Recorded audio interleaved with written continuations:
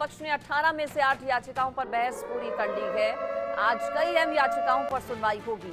Allahabad high court में इस पूरे मामले की सुनवाई चल रही है। श्री कृष्ण जन्मभूमि शाही ईदगाह मामला, 18 में से 8 याचिकाओं पर मुस्लिम पक्ष की बहस पूरी हो चुकी है। आज भी इस पूरे मामले पर इलाहाबाद हाईकोर्ट में सुनवाई जारी रहेगी। पिछले कई दिनों से इस पूरे मामले पर सुनवाई चल रही है। आज इलाहाबाद हाईकोर्ट में कई अलग अलग याचिकाओं पर सुनवाई जारी रहेगी। इससे पहले कई अलग अलग तरह की दलीलें मुस्लिम पक्ष की ओर से पूरी सुनवाई के दौरान दी गई है। आज भी शुक्रवार को भी बहस इस पूरे मामले पर जारी रहेगी इलाहाबाद हाईकोर्ट में। ज्यादा डिटेल्स इस पर ले लेती हूँ। मेरे साथ हमारे लीगल एडिटर आशीष सिन्हा जुड़ गए हैं। आशीष, पिछले कई दिनों से इस पूरे मामले पर चल रही है सुनवाई, आज भी सुनवाई जारी रहेगी। किन किन याचिकाओं पर आज होगी सुनवाई? नहीं, देखिए, इस मामले में अंजलि कुल 18 याचिकाएं हिंदू पक्ष की तरफ से दाखिल की गई हैं, जिन पर सुनवाई चल रही है। दरअसल पिछले 3 महीनों से जो इलाहाबाद हाईकोर्ट पे सुनवाई चल रही है वो रूल 711 पे चल रही है। यानी अदालत को पहले ये तय करना है कि ये जो सारे सूट दाखिल किए गए हैं, जिसमें ये कहा गया है कि जो शाही ईदगाह मस्जिद जहां पर बनी है, दरअसल वो कृष्ण जन्मभूमि का स्थान है और वो कृष्ण जन्मभूमि को मिलना चाहिए। तो उस याचिका को लेकर अभी सुनवाई चल रही है, जो आपत्ति मुस्लिम पक्ष ने दाखिल की है। दरअसल हिंदू पक्ष ये कह रहा है कि पिछले 3 महीनों से सुनवाई हुई, कल अदालत में एक बार तीखी बहस भी हो गई हिंदू पक्ष और मुस्लिम पक्ष के बीच में। वजह ये थी कि पिछले 3 महीनों से केवल रूल 711 पे ही बहस हो रही है। यानी मुस्लिम पक्ष ने जो आपत्ति दर्ज कराई है उस पर बहस हो रही है। अभी तक मुख्य मामले पर बहस शुरू ही नहीं हुई है। हिंदू पक्ष ये कह रहा है कि ये जानबूझकर डिले टैक्टिक्स मुस्लिम पक्ष की तरफ से की जा रही है, ताकि जो सुनवाई है वो पूरी ना हो सके। यानी आज आखिरी दिन की सुनवाई है, अगर आज पूरी नहीं होती तो फिर पूरे मामले की सुनवाई जो है वो जुलाई के लिए एडजर्न हो जाएगी, सुनवाई टल जाएगी, क्योंकि 1 महीने के लिए हाईकोर्ट जो है वो गर्मियों की छुट्टियों के लिए बंद होगा।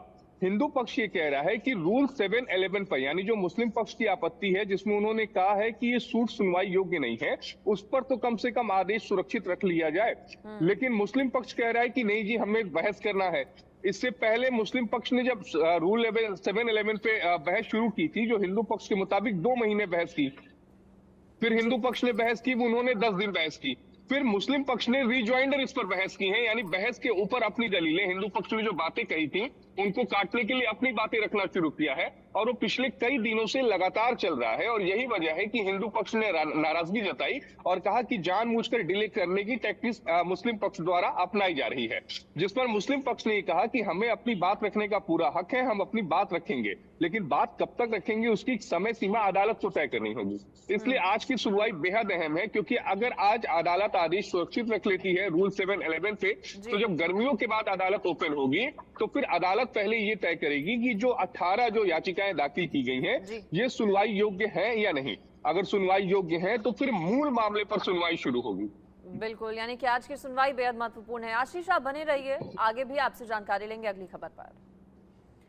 अब स्वाति मालीवाल केस से जुड़ी बड़ी खबर बता देते हैं। स्वाति मालीवाल केस से जुड़ी बड़ी खबर ये कि विभव कुमार की कस्टडी आज खत्म हो रही है। 30 हजारी कोर्ट में विभव कुमार को पेश किया जाएगा। कस्टडी आज 3 दिन की जो बढ़ाई गई थी वो समाप्त हो रही है। विभव कुमार की आज पेशी है।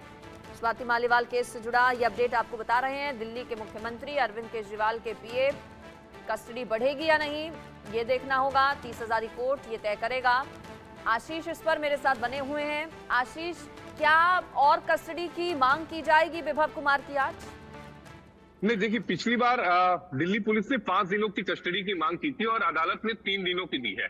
आज दिल्ली पुलिस की तरफ से अदालत में ये बताया जाएगा कि पिछले 3 दिनों में जो उसने विभव कुमार से पूछताछ की है उस पूछताछ में क्या निकला है। क्योंकि दिल्ली पुलिस ने ये कहा था कि सबसे पहले हमें ये पता लगाना है कि विभव कुमार लखनऊ से मुंबई कैसे पहुंचा। दूसरी, इस मुंबई पहुंचने में विभव कुमार की मदद किसने किसने की। तीसरी, जिस वक्त घटना हुई उस वक्त विभव ने सबसे पहले किसको फोन किया। चौथी, विभव कुमार अभी भी अपने फोन का पासवर्ड नहीं बता रहा है। पांचवी, जब घटना हुई थी उस समय का वहां का फुटेज नहीं है। छठी, पुलिस को इस बात की आशंका है कि जब घटना हुई थी तो विभव कुमार ने अपने मोबाइल से घटना को शूट किया था। सातवीं, उस समय जो गवाह थे उनके साथ क्या विभव कुमार को कन्फ्रंट कराया गया है, यानी मौके पे जो चश्मदीद थे क्या उनके साथ कन्फ्रंट कराया गया है, ये देखना होगा। तो ये जो तमाम सवाल हैं, इनके जवाब आज जब विभो कुमार को अदालत में पेश किया ठीक है जाएगा। आशीष, आपको रोक रही हूँ। तस्वीरें आ रही हैं सामने, प्रधानमंत्री नरेंद्र मोदी की खास तस्वीरें कन्याकुमारी से, और ये भीतर की तस्वीर देखिए, एक्सक्लूसिव आप देख रहे हैं इंडिया न्यूज पर। प्रधानमंत्री नरेंद्र मोदी ध्यान मुद्रा में बैठे आपको नजर आ रहे हैं, मेडिटेशन करते हुए प्रधानमंत्री नरेंद्र मोदी। बीते कल से शाम से प्रधानमंत्री नरेंद्र मोदी मेडिटेशन पर बैठे हुए हैं। ये तस्वीरें प्रधानमंत्री नरेंद्र मोदी की, मेडिटेशन फिलहाल पीएम मोदी का चल रहा है। करीब 45 घंटे का मौन है प्रधानमंत्री नरेंद्र मोदी का।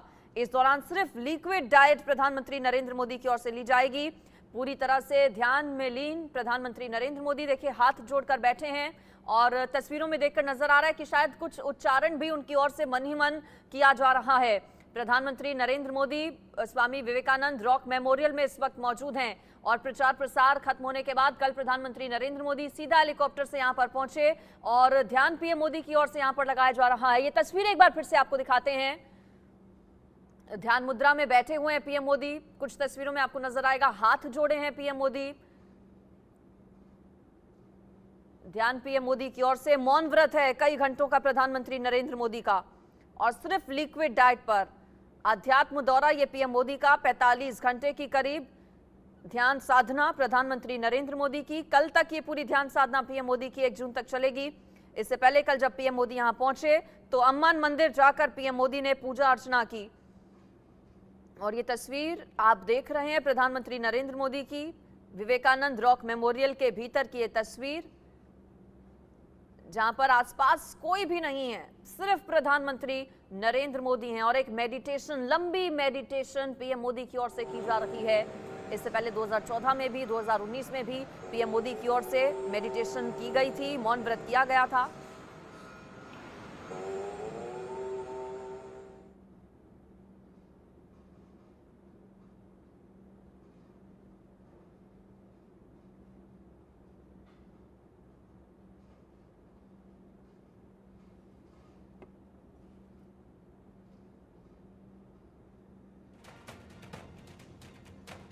ओम का उच्चारण पीएम मोदी की ओर से, हाथ में रुद्राक्ष की माला भी उनके नजर आएगी आपको तस्वीरों में। ये 2 अलग अलग तस्वीरें हैं, अलग अलग वीडियोस हैं जो हम आपको दिखा रहे हैं। एक वीडियो में पीएम मोदी हाथ जोड़े आपको नजर आएंगे, दूसरे वीडियो में प्रधानमंत्री नरेंद्र मोदी ध्यान मुद्रा में बैठे नजर आ रहे हैं, हाथ में रुद्राक्ष की माला, और धीरे धीरे ओम का उच्चारण पीएम मोदी की ओर से किया जा रहा है।